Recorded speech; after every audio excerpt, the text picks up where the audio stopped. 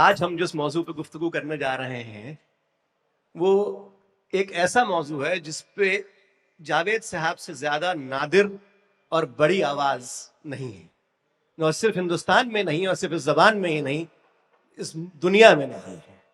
वो जिसके फैज से गालिब हुआ था नगमा सरा, वो जिसके फैज से गालिब हुआ था नगमा सरा, जबान वो जिसको दिल्ली की आबरू कहिए, रवानी ऐसी कि गंगा की खाइए कस्में, जवानी ऐसी कि जन्नत की आबजू कहिए, उठे तो मौजज़े नुत्क को दुआ दीजिए, गिरे तो आंख से टपका हुआ लहू कहिए। तो ये वो जबान है जिसके बारे में आज गुफ्तगू होगी। और आप लोग इस जबान का तराना कल से सुन रहे हैं कि सर चढ़ के बोलता है उर्दू जुबान का जादू। तो मुझे ये कहने दीजिए कि इस तराने में लफ्ज जादू जो है वो हमारे आज के मेहमान खुसूसी की तरफ इशारा है, क्योंकि उर्दू जबान का जादू और जादूगर इससे बड़ा है नहीं। सर, हम लोग आज का जो सब्जेक्ट है वो है सेक्युलरिज्म इन उर्दू पोइट्री। जाहिर है हम लोग उर्दू पोइट्री की जो सेक्युलर रूह है, जो उसकी सेक्युलर इथॉस है, उसके बारे में बात करेंगे। लेकिन मेरी दरख्वास्त आपसे ये है कि उस पर गुफ्तगू शुरू करने से पहले मैं आपसे एक बहुत बेसिक सा सवाल पूछना चाहता हूँ। जब हम लोग सेक्युलरिज्म की बात करते हैं तो हमें बताया जाता है, फॉर इंस्टेंस हिंदुस्तान में अगर सेक्युलरिज्म की बात हो तो बताया जाता है कि साहब सब मजहब बराबर हैं, स्टेट का कोई मजहब नहीं है, वगैरह वगैरह। अगर वेस्ट में बात होती है सेक्युलरिज्म की तो एक पर्दा है स्टेट और चर्च के बीच में, what belongs give unto Caesar what belongs to Caesar and to God what belongs to God. लेकिन जब अदब में, जब शायरी में, आर्ट में हम लोग सेक्युलरिज्म की बात करते हैं तो यहां पे सेक्युलर का या सेक्युलरिज्म का मतलब क्या है? क्या ये काफी है कि कोई हिंदू शायर है वो नात कह रहा है, या कोई मुसलमान शायर है वो देवी देवताओं के बारे में शायरी कर रहा है, या आपसी भाईचारे की शायरी? आखिर क्या मतलब है सेक्युलरिज्म का? मेरे ख्याल से क्या होता है कि एक लतीफ़े से शुरू करता हूँ बात। एक साहब से किसी ने पूछा कि आप अपने जॉब से खुश हैं? कह जी हाँ खुश हूँ। आप अपने दोस्तों से खुश हैं? कह जी हाँ खुश हूँ। ये मकान आपने लिया है आपको अच्छा लगता है? बहुत पसंद है मुझे, खुश हूँ मैं वहाँ। आप अपने बच्चों से खुश हैं? कह जी खुश हूँ। आप अपनी बीवी से खुश हैं? कह देखिए खुशी क्या चीज़ है। खुशी एक, तो ये फलसफे और ये प्रोब तब आता है कि इस लफ्ज़ का मतलब क्या है, कि इसमें ये सवाल ही बुनियादी तब पैदा होता है जब आप जवाब नहीं मानना चाहते। सबको इंस्टिंक्टिवली पता है सेकुलरिज्म क्या चीज़ है, ऐसा कोई नहीं है जिसे नहीं मालूम, लेकिन क्योंकि उसे मानना नहीं है तो उसका फिर जायजा लेने की तकलीफ फरमाते हैं।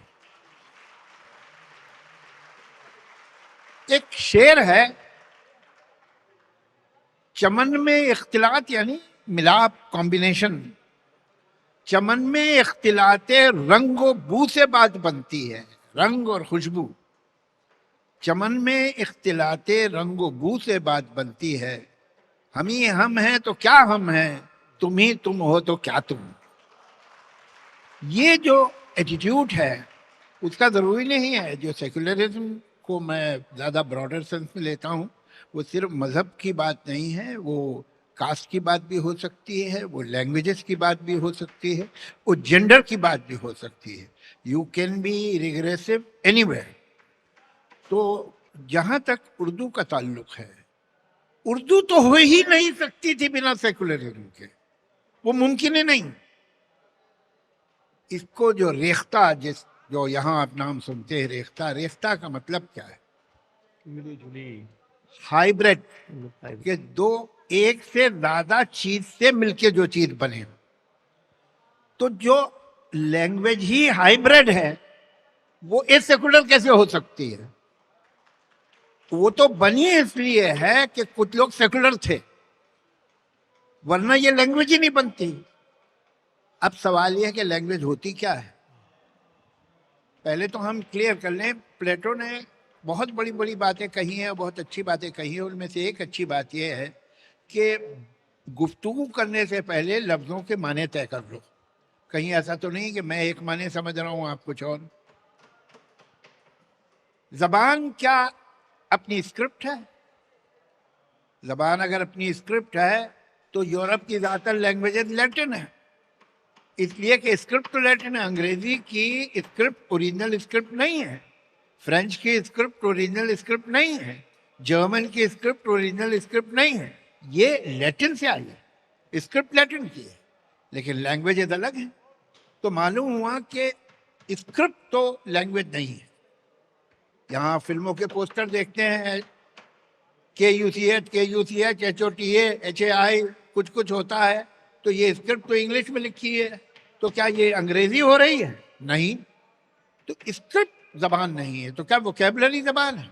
मैं ये कहूं, ये ग्रेट फेस्टिवल है। इस फेस्टिवल को मैं कहूं ये फेस्टिवल ग्रेट, तो मैंने 4 लफ्ज इस्तेमाल किए। ये फेस्टिवल ग्रेट है, और इनमें से 2 जो इंपॉर्टेंट लफ्ज है वो अंग्रेजी में है, फेस्टिवल और ग्रेट। तो क्या मैं अंग्रेजी बोल रहा हूं? नहीं। क्यों? इसलिए कि इधर ये लगा है और उधर है लगा है, इसकी वजह से अंग्रेजी नहीं। तो फिर जबान है क्या? जबान है उसका सिंटैक्स, उसकी ग्रामर। उर्दू का ग्रामर क्या है? उर्दू की ग्रामर वही है जो हिंदी की ग्रामर, एक इनकी ग्रामर एक, इनके कुछ नहीं तो 75 से 80% लफ्ज भी एक है। मसलन मैं आपसे कहूं, एक आदमी है यूपी का जो लिखना और पढ़ना नहीं जानता, और ऐसे बहुत लोग हैं। वो कहता है मुझे भूख लग रही है, तुम घर जा रहे हो, खाना खाओगे, पानी पियोगे। ये क्या बोल रहा है? उर्दू बोल रहा है कि हिंदी बोल रहा है? इसे लिखना नहीं आता, पढ़ना नहीं आता। जिस दिन इसने लिखना शुरू किया और इधर से लिखने लगा तो लोग कहेंगे उर्दू है, उधर से लिखने लगा तो कहेंगे हिंदी। ये क्या है? ये जो हम जो आम बात करते हैं वो क्या है, और उर्दू क्या है?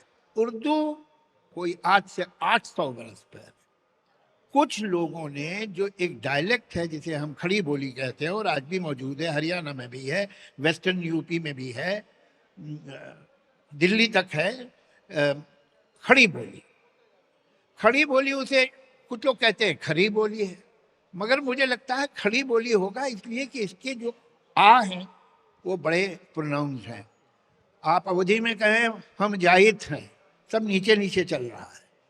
मैं जा रहा हूं, तो वो जा रहा, ये जो हर चीज में आ बहुत इस्तेमाल होता है, तो शायद ऐसा मेरा गैस है।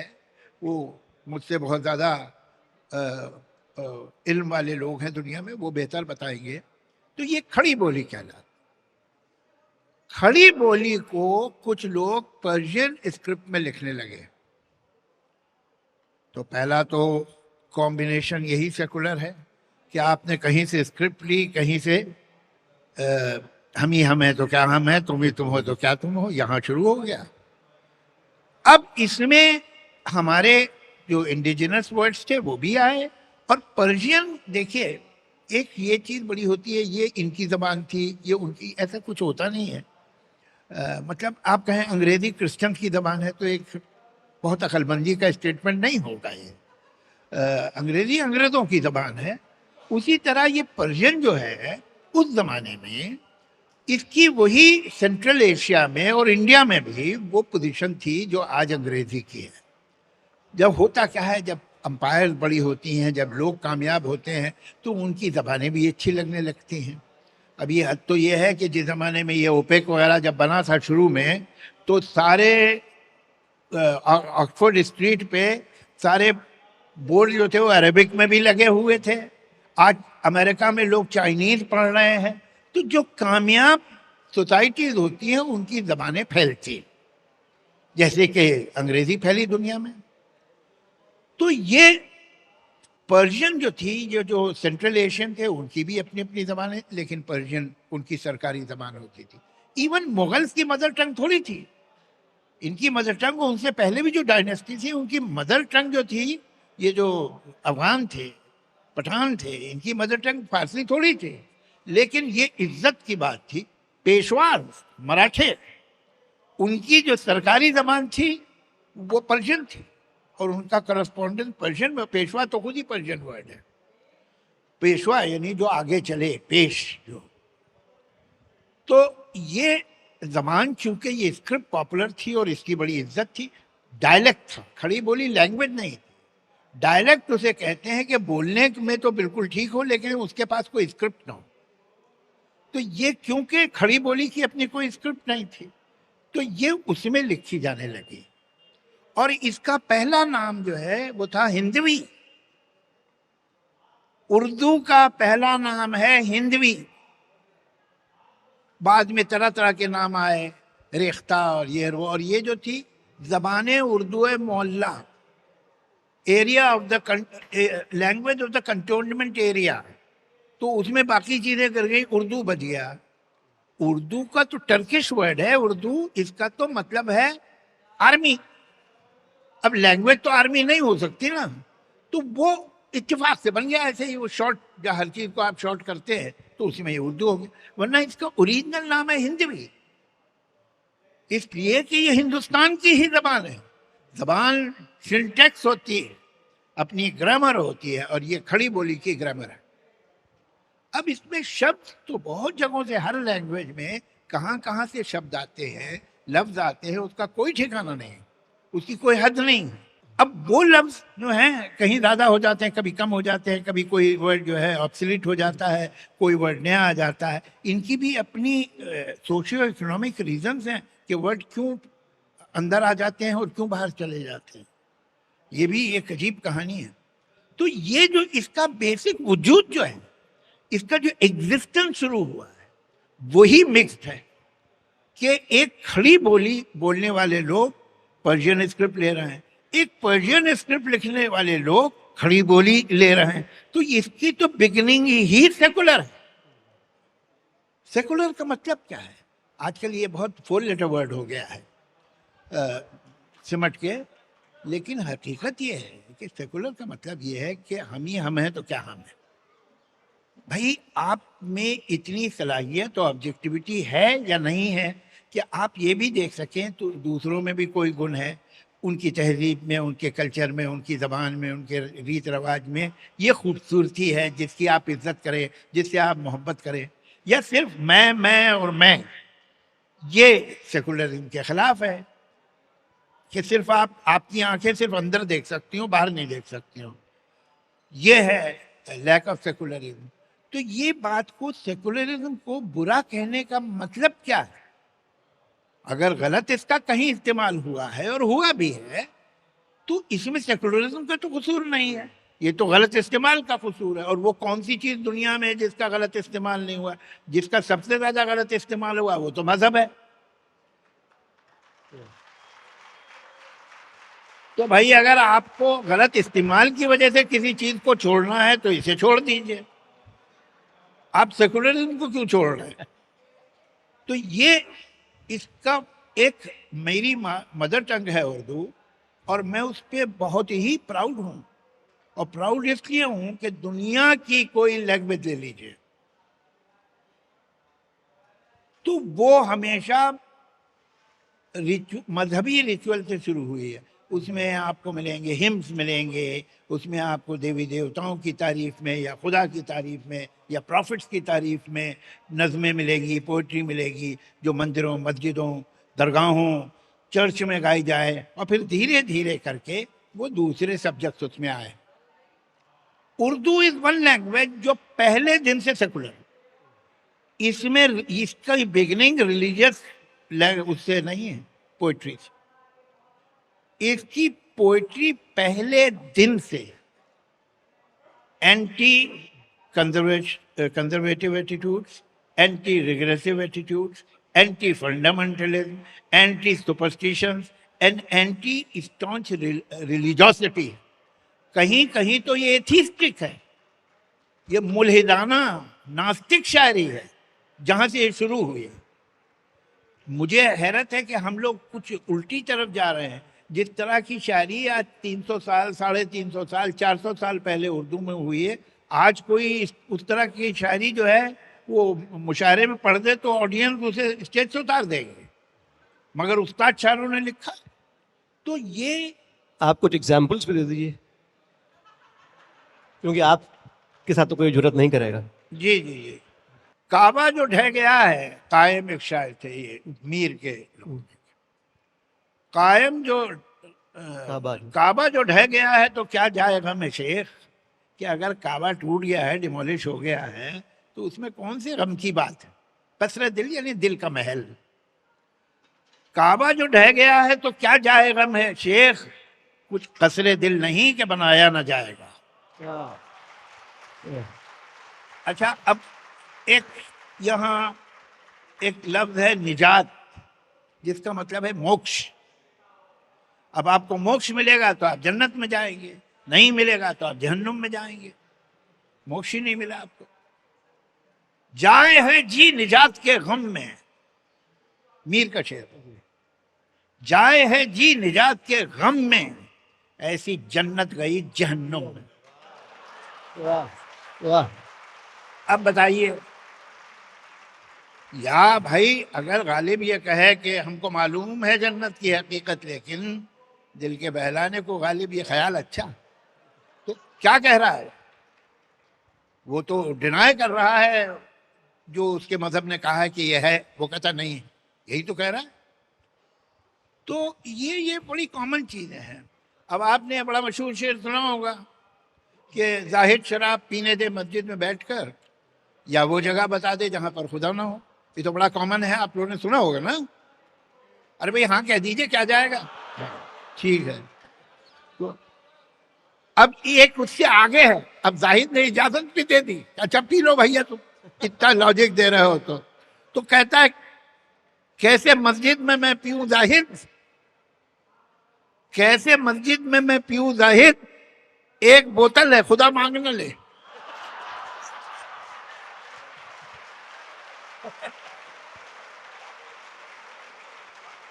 है?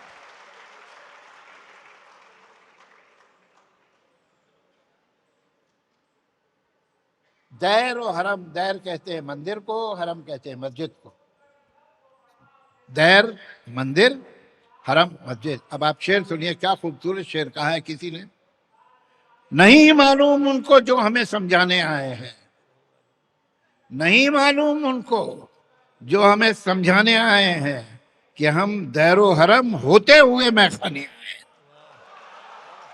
तो देख लिया हमने। तो ये एटीट्यूड हमेशा रहा है। मेरे मामू भी बड़े शायर थे, बाप भी बड़े शायर थे, और मैं फख्र से कह सकता हूँ कि दोनों को अपनी ज़िंदगी में कुफ्र के फतवे मिले थे। तो ये हमारे यहाँ उर्दू शायरी का ये रवाज है, और यही उसका एटीट्यूड रहा है। लेकिन सिर्फ मज़हब से या मजहबी लोगों से या जाहिद और मुल्ला और शेख से बेदारी ही सेकुलरिज्म नहीं है जी। इससे आगे है। कभी कभी क्या होता है कि जैसे आपने कहा कि एक हिंदू शायर ने नात लिखी, और बहुत हिंदू शायरों ने नातें लिखी हैं, और अली पे भी लिखा है, और रसूल पे भी लिखा है, और बड़ी शान वहदत पे नज़में हैं हिंदू शायरों की, करबला और करबला पे लिखा है। उसी तरह मुसलमान शायरों की बेपनाह पोइट्री है, शिव जी पे, पार्वती जी पे, कृष्ण जी, कृष्ण राधा पे, इतनी है कि इंतहा नहीं, मतलब कोई लिमिट ही नहीं। त्योहारों पे, होली पे, दिवाली पे, एक आध त्योहार तो मुझे उर्दू पोइट्री की वजह से पता चला है। एक जैन त्योहार होता है क्षमावनी, मुझे वो नज़ीर की नज़्म पढ़ के मालूम हुआ कि ऐसी भी कोई त्योहार होता है। क्षमावनी वो एक दिन होता है जिसमें आप you are suppose to forgive people, कि भाई जो हुआ तो हुआ, मैं इन्हें माफ़ करता हूँ दिल से। तो वो मुझे मालूम नहीं था त्योहार, वो भी है। और उसके एक आध कभी जो होली पे लिखा है इतने, या एक बहुत खूबसूरत नज़्म लिखी है नज़ीर अकबर आबादी ने गुरु नानक पे, बहुत अच्छी, बहुत उम्दा नज़्म है। वो लंबी नज़में हैं, उस ज़माने में फुर्सत का ज़माना था, लोग शुरू करते थे तो फिर ख़त्म आसानी से नहीं करते थे। लेकिन ये कि अब इतना तो वक्त नहीं कि मैं आपको पूरी नज़्में सुनाऊं। एक दो बंद मैं आपको दे दूंगा और ये मैं बता दूंगा कि पूरी पोइट्री, ये तमाम इस तरह की पोइट्री आपको कहाँ मिल सकती है। बहुत आसानी से दिल्ली में मिल जाएगी, एक ही किताब के अंदर। लेकिन मैं इससे एक कदम आगे एक चीज समझता हूं, तो मैं पहले आपको ये थोड़ी सी सुना दूं, उसके बाद मैं आगे की बात करूंगा कि जो अल्टीमेट इंटरनलाइज सेकुलरिज्म, जिसमें आदमी हम एक हैं और हम में कोई फर्क नहीं है, और तुम्हारा भी मजहब अच्छा है और हमारा भी मजहब ठीक है और तुम्हारा भी कल्चर, वो ये बात भी नहीं कर रहा, वो इससे आगे जा चुका है, वो सांस ले रहा है सेकुलरिज्म। वो भी मैं आपको कहूंगा। और दरअसल असली सेकुलरिज्म वही है।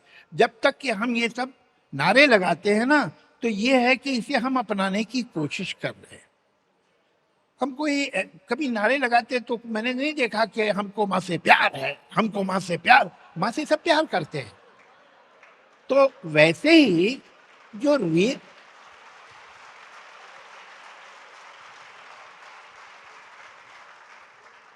सर, मैं कमर्शियल सिनेमा में 50 बरस से ऊपर हो गए मुझे, माँ का जिक्र कैसे भी कर दीजिए ताली बज जाती। ऐसा मैंने देखा, फिल्मों में भी हमें बहुत फायदा रहा है। तो वो है, मगर मैं आपको एक आध चीज बड़ी अच्छी है जो सुनाना चाहूंगा आपको। अब देखिए, ये होली की बहारें, नजीर अकबराबादी की नज्म है, ये बहुत दिलचस्प नज्म है। अब वो तो बहुत लंबी है, मैं आपको 2 स्टैंजा सुना देता हूं। जब फागुन रंग जमकते हूँ तब देख बहारें होली की, और दफ के शोर खड़कते हूँ तब देख बहारें होली की, परियों के रंग दमकते हूँ तब देख बहारें होली की, खुमशीशे जाम छलकते हूँ तब देख बहारें होली की, महबूब नशे में छकते हूँ तब देख बहारें होली की, हो नाच रंगीली परियों का बैठे हों गुलरू रंग भरे, कुछ भीगी ताने होली की, कुछ नादो अदा के ढंग भरे, दिल भूले देख बहारों को और कानों में आहंग भरे, कुछ तबले खड़के रंग भरे, कुछ ऐश के धूम मुँह चंग भरे, कुछ घुंघरू ताल छनकते हैं तब देख बहारें होली की। ये बड़ी लंबी नज्म है और बहुत मजे की है। होली पे इसके अलावा भी नज़ीर ने 1-2 नज्में लिखी हैं। हाँ देखिए, ये उसी शायर की मुझे नज्म मिल गई जो उसने दिवाली पे लिखी। इसके भी मैं 1-2 बंदी सुनाता हूं। हर एक मकाम में जला फिर दिया दिवाली का, हर एक तरफ को हुआ फिर उजाला दिवाली का, हर एक तरफ को उजाला हुआ दिवाली का, सभी के दिल में समा भा गया दिवाली का, किसी के दिल को मजा खुश लगा दिवाली का, अजब बहार का दिन है बना दिवाली का, जहां में यारों अजब तरह का है ये त्योहार, किसी ने नकद लिया और कोई करे है उधार, खिलौने खेल बताशों का गर्म है बाजार, हर एक मकान के में चिरागों की हो रही है बहार, सबों को फिक्र है अब जा बजा दिवाली का, मिठाइयों की दुकानें लगा के हलवाई पुकारते हैं कि लाला दिवाली है आई, बताशे ने कोई बर्फी किसी ने तुलवाई, खिलौने वालों की उनसे भी ज्यादा बनाई, गोया उन्हीं के वहां राज आ गया दिवाली का। ये भी लंबी नज्म है, ये पढ़िए आप लोग, ये आप बड़े हैरान होंगे। और कि कैसी ये हमें उर्दू शायरी का ये रंग ही नहीं मालूम। ये एक दूसरे शायर हैं, ये बनारस के हैं, इन्होंने छमावनी पे लिखा है। इसके भी मैं आपको 1-2 ही सुनाता हूँ। दिल में नया अरमान बसाने का दिन आया, गुंचे की तरह दिल को खिलाने का दिन आया, फूलों की तरह हंसने हंसाने का दिन आया, आपस में गले मिलने मिलाने का दिन आया, 1 साल के बाद आज ठिकाने का दिन आया। कलियों से हर एक आंख हया मांग रही है, गुंचों से खामोशी की अदा मांग रही है, हर चूक गलती को कहते हैं ना, मुझसे चूक हो गई, हर चूक मोहब्बत से क्षमा मांग रही है, मुंह अपना सफाई को दिखाने का दिन आया, हर पर्दे को आईना बनाने का दिन आया, दिल में नए अरमान सजाने का दिन आया। लेकिन जिसे मैं अल्टीमेट, ये है, ऐसी बहुत पोइट्री है।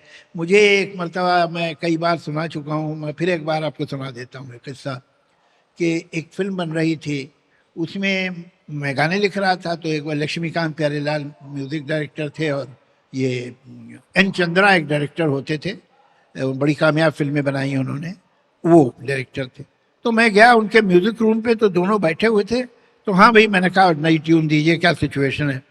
तो वो कुछ ज़रा कुछ अनकंफर्टेबल से थे। नहीं, असल में वो क्या था कि हमने सोचा कि अगर ऐसा सिचुएशन में यहाँ अच्छा आ सकता है। हाँ हाँ वो ठीक है, बताएं क्या। मगर वो कुछ काफ़ी देर तक कुछ कसमसाते रहे। अल्टीमेटली उन्होंने मजबूरन बताया, जब मैं पीछे ही पड़ गया, कि भाई एक यहाँ पर आरती कृष्ण की लिखनी है। तो अब वो सोच रहे कि ये पता नहीं लिख पाए ना लिख पाए, ये तो उर्दू के हैं। तो मैंने कहा ठीक है, आप ट्यून दे दीजिए मुझे, मैं कोशिश करता हूँ। तो उन्होंने मुझे ट्यून कैसेट पे बहुत ही बादल बादल नाख्वास्ता कहते हैं जैसे, वैसे दे दी। तो मैं लिख के गया। फिर मैंने जब उनसे कहा कि आपने जो मुझे ट्यून दी थी वो गाने की ट्यून थी, आरती की नहीं थी। आरती में क्रिसेंडो होता है, आरती ऐसे नहीं खत्म हो जाती है। आपने वो क्रिसेंडो मुझे नहीं दिया, मैंने क्रिसेंडो अपनी तरफ से लिख दिया है और वो आप बढ़ा लीजिएगा। वो क्रिसेंडो मैंने सिर्फ कृष्ण के नाम से बनाया है। तो पहले सुनाइए, वो मैं आपको सुनाता हूँ जो एंड का वो था। पूरी आरती तो लिखी थी, जो एंड है वो कृष्ण कन्हैया मुरलीधर मनमोहन कान मुरारी है, गोपाल मनोहर दुख भंजन घनश्याम मटल बनवारी है। वो कंस विनाशक महारथी सुदर्शन चक्रधारी है, बनकुंज फिरैया सांवरिया नंदलाला कान मुरारी है। वो गोपीनाथ मदन मोहन वो श्याम पीताम्बर आएगा, आएगा युगांधर आएगा, आएगा युगांधर आएगा। क्योंकि उन्होंने कहा था कि मैं फिर आऊंगा। तो बड़े परेशान हुए, कहले भैया इतने नाम तो हमें नहीं मालूम है, आपको कैसे मालूम। मैं उसकी सिर्फ दो वजह है, एक मैं लखनऊ का हूं, दूसरे मैं उर्दू पढ़ता हूं। ये सब नाम मैंने उर्दू शायरी से सीखे हैं, इतना लिखा गया है। लेकिन मैं फिर कह रहा हूं कि एक कदम इससे आगे है। वो कदम क्या है, आप ये देखिए। ये एक नज्म है, सरदार जाफरी हमारे बड़े मशहूर शायर थे, उनकी है अवध की खाके हंसी, अवध के बारे में। इसमें कहीं कोई सेकुलरिज्म की बात नहीं है, लेकिन यही असली सेकुलरिज्म है। मेरे तसव्वुर में साखियों का खरा में रंगी, न जामो मीना की गर्दिशें हैं, न महकदे हैं न शोरिशें हैं। मैं छोटे छोटे घरों की छोटी सी जिंदगी में घिरा हुआ हूँ, अंधेरे कदमों को याद करके तड़प रहा हूँ। वे जिनकी गलियों में मेरे बचपन की यादें अब तक भटक रही हैं, जहाँ के बच्चे पुराने कपड़े की मैली गुड़ियों से खेलते हैं। वो गांव जो सैकड़ों बरस से बसे हुए हैं, किसानों के झोपड़ों पे तरकारियों की बेलें चढ़ी हुई हैं। पुराने पीपल के जड़ में पत्थर के देवता बेखबर पड़े हैं। कदीम बरगद के पेड़ अपनी जटाएं खोले हुए खड़े हैं।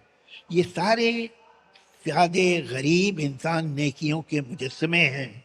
ये मेहनतों के खुदा, ये तख्लीक के पैम्बर जो अपने हाथों के खुरदुरेपन से जिंदगी को संवारते हैं। लोहार के घन के नीचे लोहे की शक्ल तब्दील हो रही है। कुमार का चाक चल रहा है, सुराहियां रक्स कर रही हैं। सफेद आटा स्याह चिक्की से राख बनकर निकल रहा है। सुनहरे चूल्हों में आग के फूल खुल रहे हैं, पतीलियां गुनगुना रही हैं। धुएं से काले तवे भी चिंगारियों के होठों से हंस रहे हैं। दुपट्टे आंगन में डोरियों पर टंगे हुए हैं और उनकी आंचल से धानी बूंदे टपक रही हैं। सुनहरी पगडंडियों के दिल पर स्याह लहंगों की सुर गोटे मचल रही। वाह वाह वाह।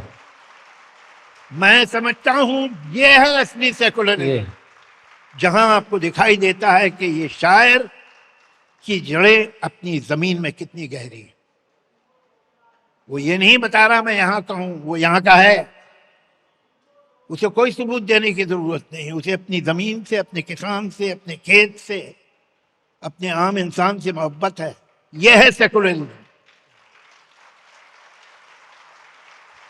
जरा देखिए इसी में है, क्योंकि बहुत लंबी नज़्म है, मैं आपको दो टुकड़े सुनाते। दूसरा ये फिर वो बताते हैं कि ये उस जमाने की बात है जब जमींदारी खत्म नहीं हुई थी।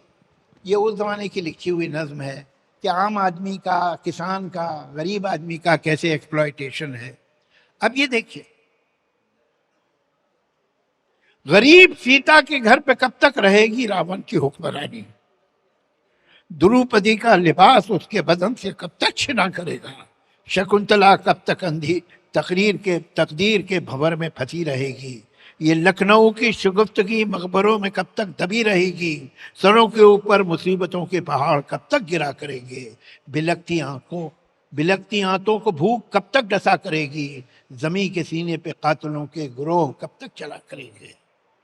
किसान जो अपनी पाक धरती पे जानवर की तरह झुके हैं, वो जिनके पीठों पे भारी ईंटें लदी हुई हैं, जो कच्चे चमड़े के सख्त जूतों से पिट रहे हैं, ये जिस्म जो कारखानों की भट्टियों में उबल रहे हैं, ये हाथ लोहे के दांत जिनको चबा रहे हैं, ये खून जो मुनाफाखोर बनियों की थैलियों में खनक रहा है, ये औरतें जिनके हाथ पीछे बंधे हुए हैं, जो ऊंचे पेड़ों पे अपने बालों की फांसियों में लटक रही हैं, ये कांपती मुफलिसी जो आई है छातियों का लगान लेकर, ये नन्हे बच्चे जो मालिकों के मवेशियों को चरा रहे हैं, ये खेत मजदूर भूखे रहकर जमीन से गेहूं उगा रहे हैं, ये अपने सीने की आग कब तक दबा सकेंगे, ये अपनी नफरत का जहर कब तक छुपा सकेंगे, ये जख्म कब तक हरे रहेंगे। मुझे ये सेकुलरिज्म लगता है। असली सेकुलरिज्म ये है, जब तक आप ये कहते रहते हैं हम सब एक हैं तो कुछ गड़बड़ है, इसमें शक पैदा होता है। मगर जब आप सेकुलरिज्म को ऑक्सीजन की तरह ब्रीथ करने लगते हैं, तब है असली सेकुलरिज्म। जब तक वो एक नारा है, जब तक वो एक आइडियल है, तब तक वो आपके इंटरनल सिस्टम से बाहर है, वो एक थ्योरी है, एक आइडियोलॉजी है, आपके जीने का तरीका नहीं है।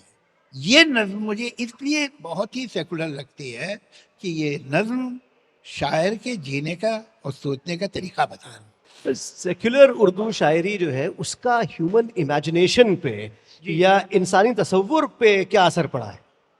क्यों नहीं पड़ा है? देखिए, आप जो भी सुनते हैं, देखते हैं और पसंद करते हैं, वो आप पे असरअंदाज होता है। ये बात काफी नहीं है कि 350 साल पहले इन शायरों ने ऐसी शायरी की थी। बात इससे बड़ी ये है कि यही सबसे पॉपुलर शायर थे, इन्हीं के उर्दू अदब में इज्जत है, इन्हीं का नाम है। कोई मीर और गालिब के सामने बोल सकता है, कोई फैज और फिराक के सामने बोल सकता है। ये शायर जिनकी थिंकिंग प्रोग्रेसिव थी, जिनकी थिंकिंग सेकुलर थी, जिनकी सिंबॉलिज्म सेकुलर थी, जिनका एटीट्यूड सेकुलर था, यही बड़े पोएट हुए, इन्हीं की इज्जत। और यही नस्र में भी है। आप जरा कृष्णचंद्र को पढ़ लीजिए, आप इसमें चुगताई को पढ़ लीजिए, मंटो को पढ़ लीजिए, ये डायनेमिकली सेकुलर राइटर्स हैं और यही पॉपुलर हुए, इन्हीं को इज्जत मिली है। किसी रिग्रेसिव राइटर को तो ऐसा नहीं है कि नहीं हुए उर्दू में, वो भी हुए हैं और उन्होंने लिखा भी है और उन्होंने शायरी भी को पूछता नहीं उनका, आपको नाम भी नहीं मालूम उनके। तो ये जो कल्चर है, तो ये आपको एक बात बताऊं, ये तो अब ये सब हो गया, यानी इतनी बेवकूफ़ी की बात है। कहते जी उर्दू जो है मुसलमानों की ज़बान है। कौन से मुसलमानों? उन 10 करोड़ बांग्लादेशियों की ज़बान है जिसने उर्दू न पढ़ने के लिए बांग्लादेश बना लिया जी, उनकी है। आज आप तमिलनाडु के गांव में जाके अगर किसी, या केरला के गांव में, छोटे शहर में जाके किसी मुसलमान से बात करेंगे तो वो उर्दू बोल रहा होगा, मलयालम बोलते हैं, तमिल बोलते हैं, बंगाली बोलता। जबानें मजहब की, रिलीजन की नहीं होती हैं, जबानें रीजन्स की होती हैं।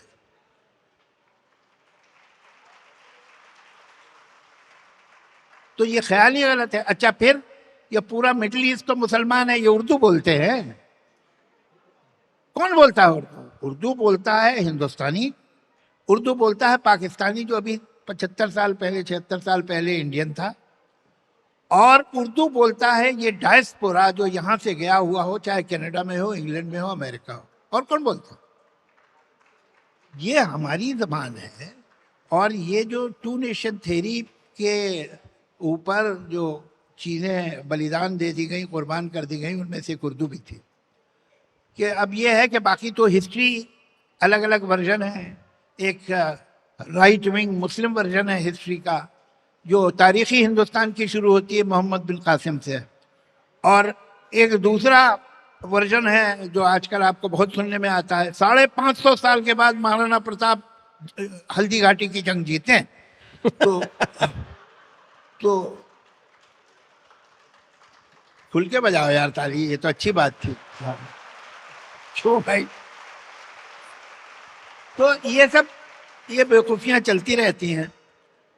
लेकिन अब भाई तुम हिस्ट्री बांट लो, जमीन बांट लो, अब जबान कैसे बांटोगे? जबान तो उर्दू जबान तो सबूत थी इस बात का कि टू नेशन थ्योरी गलत है।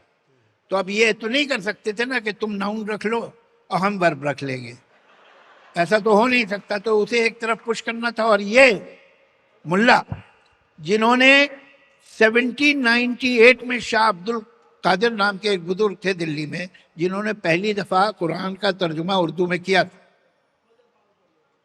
और हुजूर ये देख लीजिएगा, तारीख में मालूम कर लीजिए कि हर उस वक्त जो आलिम था और जो फादिल था, उसने कुफ्र का फतवा दिया है शाह अब्दुल कादिर को, जो खुद बहुत बड़े आलिम थे, कि इस वाहियात, इस फौज, इस बेहुदा जबान में कुरान मजीद का तर्जुमा कर दिया इसने 1798। और वही जबान अगले 60-70 साल में उसके दाढ़ी लगा के टोपी रख दी गई सर पे, इसलिए कि वो उन्हें सूट करता था।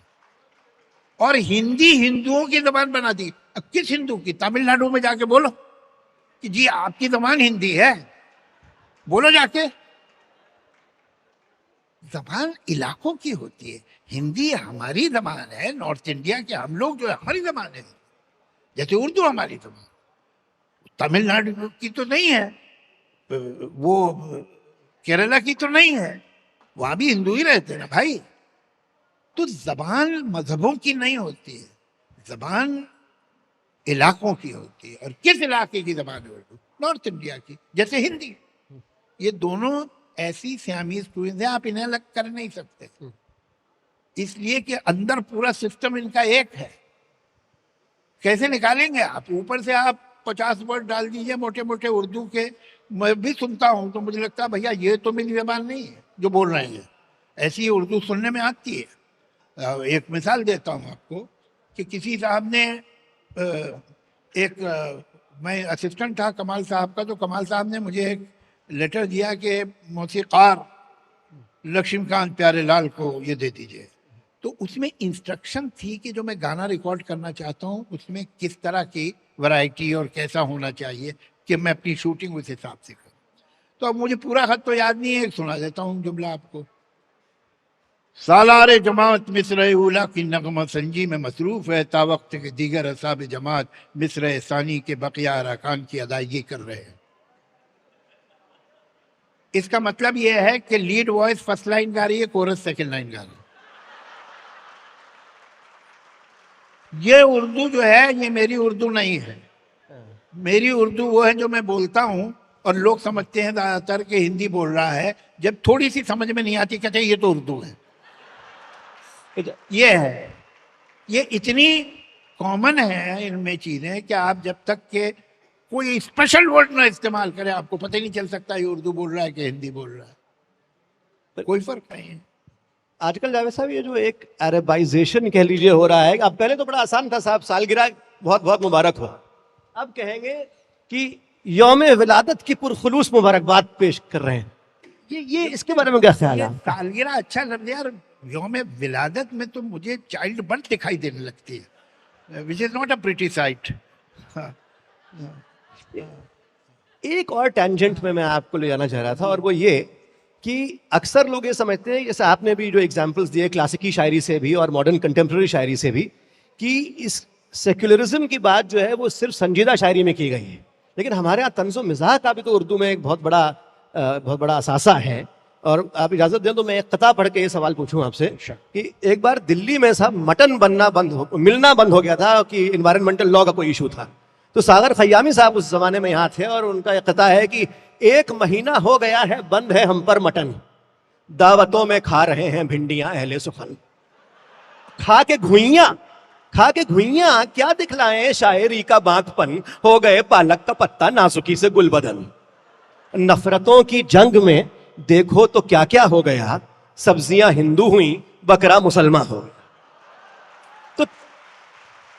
जो बात अभी आप फरमा रहे थे संजीदा शायरी में, तो इस तरह के एग्जाम्पल्स हमें ह्यूमर में भी तो मिलते हैं। ये बहुत अच्छे शायर थे सागर खयामी साहब, यही दिल्ली के थे और क्या अच्छी उनकी जबान थी।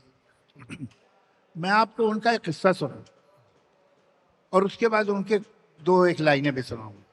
वो मुशायरे में इनवाइट किया उन्हें कराची, और ये सच्चा वाकया है। तो वो गए वहाँ।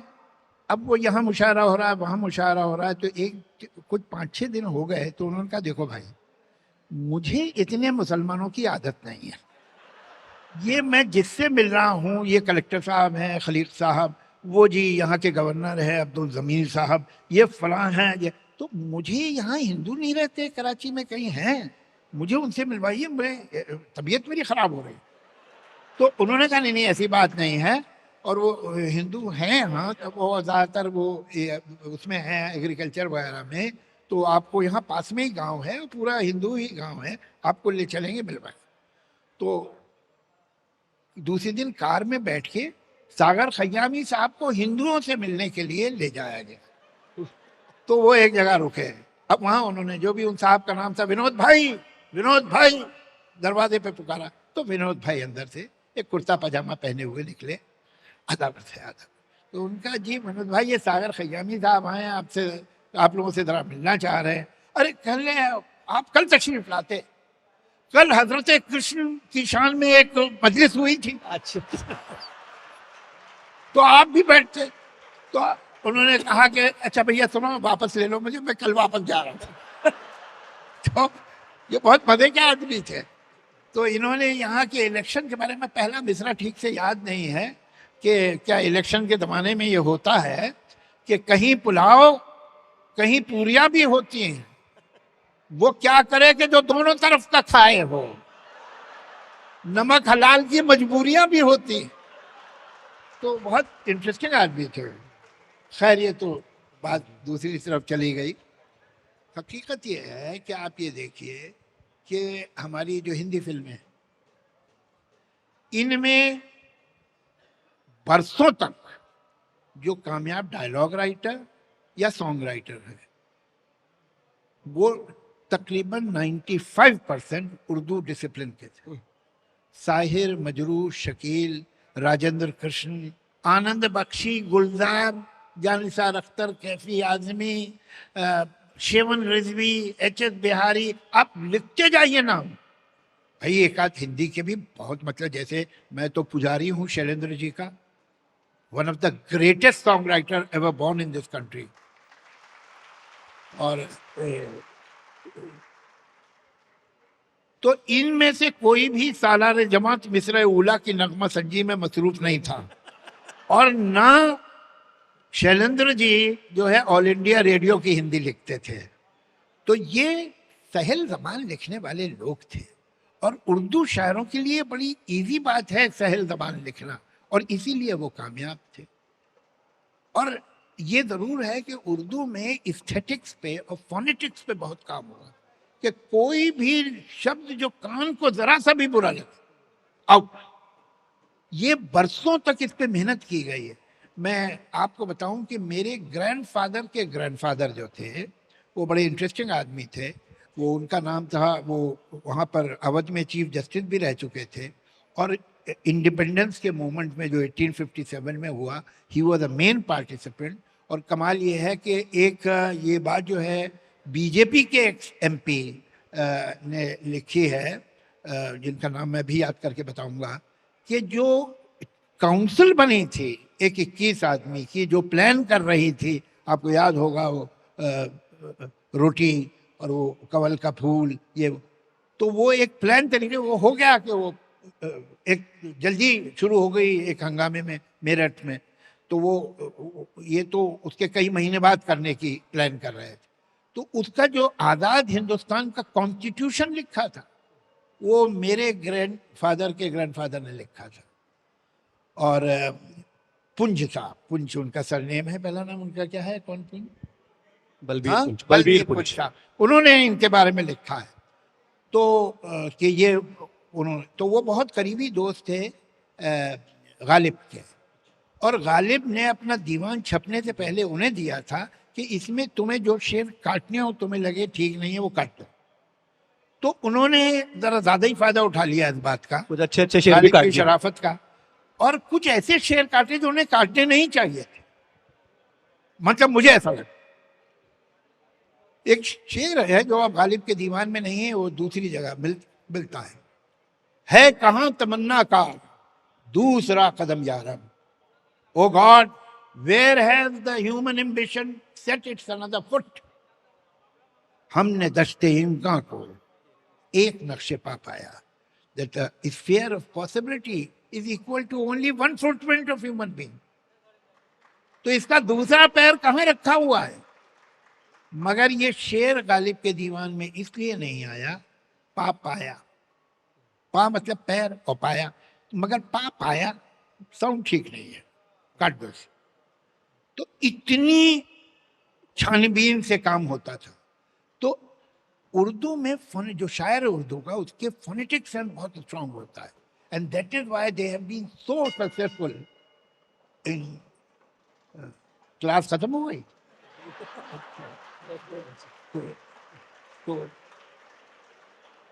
तो ये उसमें गुण है। तो उसकी वो जो आप देखिए कि ऐसा कोई नहीं है कि इसको बहुत पेट्रनेज मिली और बहुत इसको सपोर्ट मिली एजुकेशन। आज दिन ब दिन हिंदुस्तान में उर्दू पढ़ने वाले और लिखने वाले कम होते जा रहे हैं, लेकिन उर्दू लिटरेचर, उर्दू पोइट्री देवनागरी में पढ़ने वालों की तादाद हर रोज बढ़ रही है।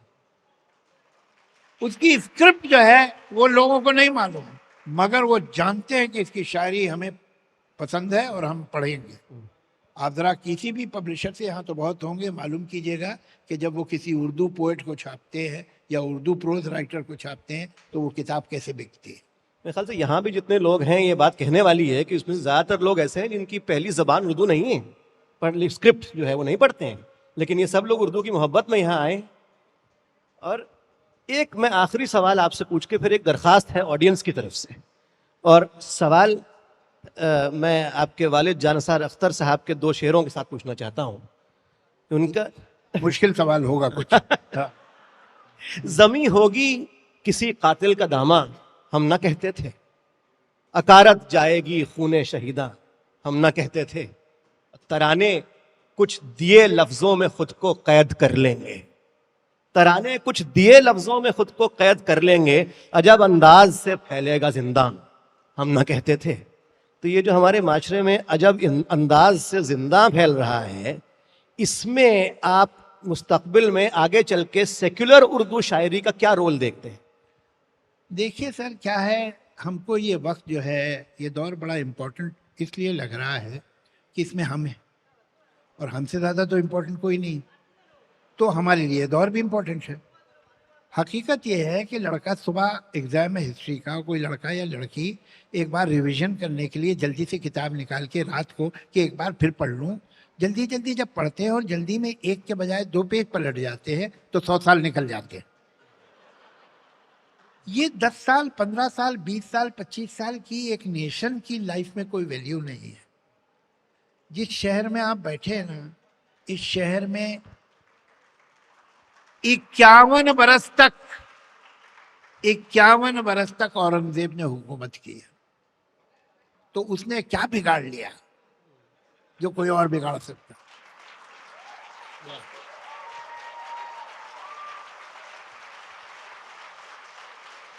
इसे नेशंस की हिस्ट्री को 10 बरस और 15 बरस और 20 बरस और 25 बरस में मत देखिए।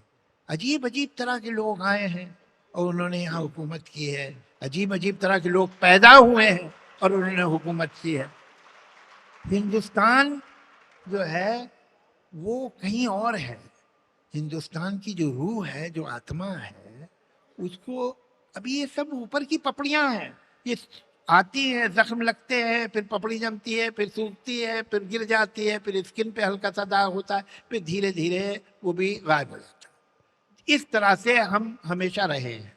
ऐसा नहीं है कि हमने बुरे दिन नहीं देखे हैं, हमने बड़े बड़े बुरे दिन देखे होंगे, लेकिन वो अंदर एक है, कुछ एक संस्कार है, एक बिलीव है, एक तरीका है जो हिंदुस्तानी है, वो चलता रहता है, वो जाएगा नहीं।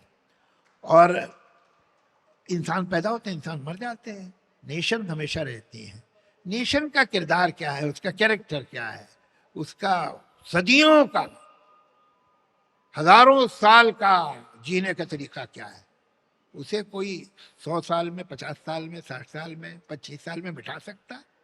नहीं हो सकता। आएगा, डिप्स होंगी। तो वही मैंने आपसे अर्ज किया कि औरंगजेब भी 51 साल हुकूमत कर चुका है, तो उसने क्या बिगाड़ लिया जो कोई करेगा? जावेद साहब, आपने और लोगों के अशार असातिज़ा के सुनाए, कंटेम्प्रेरी शायरों की भी सुनाए। कुछ तो पढ़िए कि लोग कहते हैं आज गालिब गजल सराहना हुआ। क्या सुना? आप नया हुक्मनामा एक या इस तरह की कोई नज़्म? देखिए, उससे पहले जी। एक ग्रंथ लोता हूँ। ये खेल क्या है?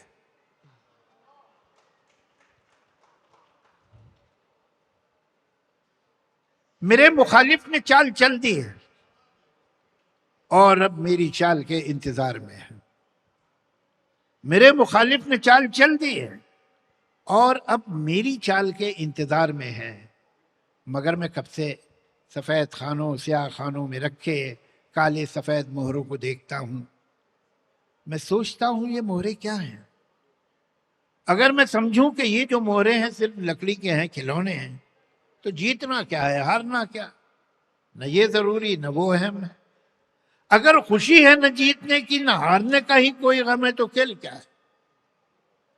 मैं सोचता हूं जो खेलना है तो अपने दिल में यकीन कर लूं, ये मोहरे सचमुच के बादशाह हो वजीर, सचमुच के हैं प्यादे, और इनके आगे है दुश्मनों की वो फौज रखती है जो कि मुझको तबाह करने के सारे मंसूबे, सब इरादे। मगर मैं ऐसा जो मान भी लूं तो सोचता हूं ये खेल कब है? ये जंग है जिसको जीतना है, ये जंग है जिसमें सब है जाए। कोई ये कहता है जैसे मुझसे ये जंग भी है, ये खेल भी है। ये जंग है पर खिलाड़ियों की, ये खेल है जंग की तरह का। मैं सोचता हूं जो खेल है इसमें इस तरह का उसूल क्यों है कि कोई मोहरा रहे के जाए, मगर जो है बादशाह उस पर कभी कोई आंच भी ना है। वजीर ही को है बस इजाजत की जिस तरफ भी वो चाहे जाए। मैं सोचता हूं जो खेल है इसमें इस तरह का उसूल क्यों है। प्यादा जो अपने घर से निकले पलट के वापस न जाने पाए। मैं सोचता हूं अगर यही है उसूल तो फिर उसूल क्या है? अगर यही है ये खेल तो फिर ये खेल क्या है? मैं इन सवालों से जाने कब से उलझ रहा हूं। मेरे मुखालिफ ने चाल चल दी है और अब मेरी चाल के इंतजार में। वाह वाह वाह वाह वाह। एक गजल भी नहीं सर में, या तो लिख या इस तरह की कोई गजल। ये बाय प्रोफेशन लॉयर हैं, तो ये मैं वकील के मशवरे से गजल सुना रहा हूँ आपको। आप सुना दीजिए, कोई परेशानी की बात नहीं। वकालतनामा पहले साइन कराएं अंदर। जो बात कहते डरते हैं सब, तू वो बात लिख। जो बात कहते डरते हैं सब, तू वो बात लिख। इतनी अंधेरी थी न कभी पहले रात, लिख। जो रोजनामों में, रोजनामा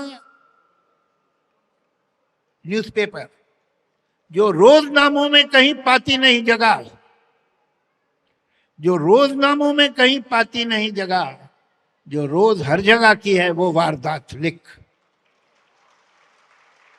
और जो वाकयात हो गए उनका तो जिक्र है, लेकिन जो होने चाहिए वो वाकयात लिख।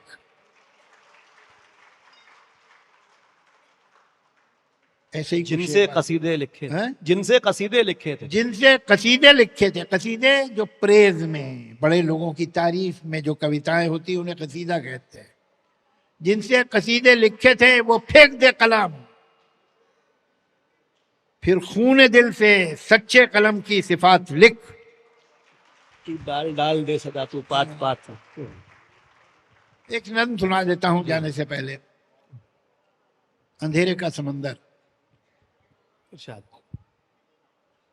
जहां तक भी नजर जाए अंधेरे का समंदर है। उफक तक, होराइजन, और उफक के पार भी शायद यही है, बस एक मंदिर है, अंधेरे का समंदर ही समंदर है। अंधेरे के समंदर में एक छोटे से नुक्ते के बराबर रोशनी का एक जजीरा है, जिस पे हम खड़े हैरान परेशान देखते हैं, और जिधर देखें हर एक समत और हर एक जानिब बस एक तारीक पानी है कि जिसमें ऊंची और मगरूर लहरें उठ रही हैं और इधर यूं बढ़ रही हैं जैसे कोई हाथियों की फौज है जो ये जजीरा रौंदने को है। हर एक मौज आके साहिल पर जब अपना तन पटकती है तो साहिल का कोई कमजोर हिस्सा टूट के साहिल से कटता है, जजीरा पीछे हटता है, सिमटता है।